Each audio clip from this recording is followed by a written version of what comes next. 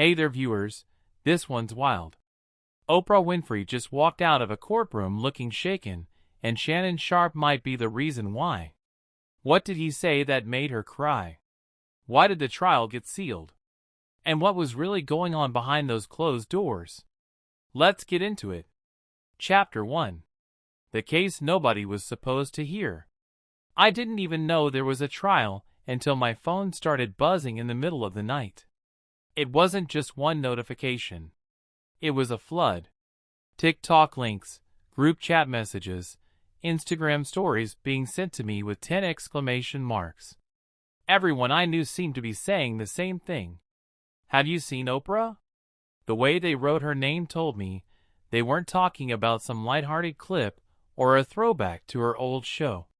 This was different.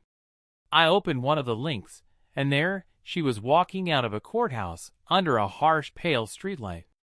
It was the kind of lighting that makes even the most glamorous people look drained. She had on these huge dark sunglasses that covered half her face, but you could still see the way her jaw was set tight, the way her lips pressed together like she was holding something back. People were shouting questions at her, but she didn't answer. She kept walking, the click of her heels echoing against the courthouse steps. One hand holding her bag, the other brushing past the security guard who stayed close at her side. I swiped to the next clip, and the angle changed. Someone had filmed from further back, catching her as she reached the waiting SUV.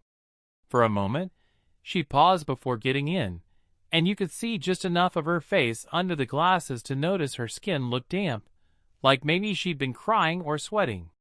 But the internet had already decided it was tears. The comments were split into two camps. People insisting she was finally breaking and others swearing she was putting on an act. I didn't know which side I believed yet. I just knew that Oprah Winfrey walking out of a courthouse at night was not something you saw every day. And whatever happened inside had the entire internet buzzing. Then someone sent me a link to a TMZ audio clip. It was shaky and muffled, recorded from somewhere just off the courthouse steps. You could hear reporters calling out, doors opening and closing, the rumble of a car engine starting, and then just barely, like it was caught between background noise, you could hear Shannon Sharpe's voice. I had to replay it 3 times to catch the words. They weren't ready for that, he said almost under his breath. Before anyone could ask him what he meant, the audio cut off. TMZ didn't give any context, no explanation, just that 5-second clip. It didn't matter. By morning, it was everywhere. Trolling through Twitter, sorry X, was like walking into a room where everyone was screaming a different theory at you. People had screenshots from Reddit threads claiming they'd seen pieces of a sealed testimony being passed around in private group chats. The posts were vague, of course, full of my cousin's friend-type stories, but the way they wrote about it made it sound like whatever Shannon said in court wasn't just damaging, it was dangerous. A YouTube channel I sometimes watch when I can't sleep had gone live. The host practically sweating on camera as he laid out a conspiracy about how this trial connected to some decades-old scandal Oprah supposedly paid millions to bury. He had grainy black and white photos of her from the 90s. Circles drawn around people in the background suggesting they were all part of some elite inner circle. It was wild, but the comments were eating it up. Everywhere I looked, people were making jokes too. Memes popped up overnight. Screenshots of Oprah from her old talk show with captions like, "You get a lawyer, you get a lawyer." And Photoshop courtroom scenes with her giving away subpoenas instead of cars. It was the kind of mix only the internet could produce. Half dead serious digging for the truth, half ruthless clowning for likes and retweet. But even in the jokes, there was this undercurrent. People weren't just laughing at Oprah. They were watching her closely, waiting for the next crack in her image. I didn't even know what the case was about yet, but I could feel it in my stomach. That strange buzz you get when something big is unfolding, and you're catching the ripples before the wave hits. I found myself opening my news apps every hour, refreshing just to see if anything official had come out. It hadn't. No public documents, no court live stream, no press conference, just the same clips, the same gossip, the same questions being asked in 1,000 different ways. And then someone posted something that stopped me cold. It wasn't a video or a headline. It was a drawing, the kind you see in news reports when cameras aren't allowed inside. Those hand-done courtroom sketches. Only this one wasn't from a news outlet. It was floating around on Twitter without a source, blurry from being reposted so many times. The image showed Oprah sitting at the witness stand, her back straight, her head tilted just slightly down. But it wasn't her face that caught my attention. It was her hands. They were gripping the edge of the wooden stand so tightly that her knuckles looked bone white. The artist had drawn her nails digging into the wood, the tips bending slightly under the pressure. I zoomed in, half expecting to see it was an exaggeration.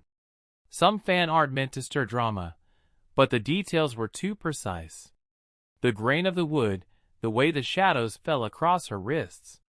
The caption just said, "If you know, you know." That was the moment I realized this wasn't just about a celebrity in court. This was about something I wasn't supposed to see, something none of us were supposed to see. I leaned back in my chair, phone still in my hand, and I thought about that TMZ audio, those grainy clips, the memes, the sealed testimony rumors. What could Shannon Sharpe have said? What words could possibly make a woman like Oprah Winfrey grip the stand like that? And why was every official channel so quiet about it? The more I scrolled, the more the question burned in my head until it was the only thing I could think about. What happened in that courtroom, and why are they trying so hard to make sure we never hear it? Chapter 2. From Podcast to Plaintiff.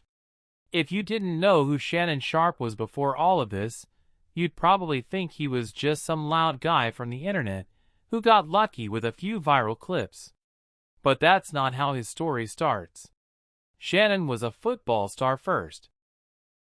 3 Super Bowl rings, a place in the Hall of Fame, the kind of career that makes your name stick around even if you never touch a ball again.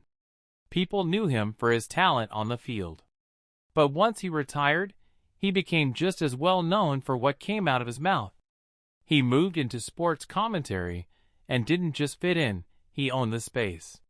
He had this mix of country charm and razor-sharp timing, saying things other analysts wouldn't dare, throwing in one-liners that the internet ate up like candy. It didn't take long before the memes started. Him sipping Hennessy on set, him leaning back at his chair with that sly smile, him yelling so hard at his co-hosts you could practically feel the spit hitting the camera lens. If there was a Mount Rushmore of sports talk personalities who crossed over into mainstream culture, Shannon's face would be carved right into it. But while most people knew him for jokes and catchphrases, the people who listened to his podcast knew there was another side to him. A side that liked to wander into conversations that had nothing to do with touchdowns or stats.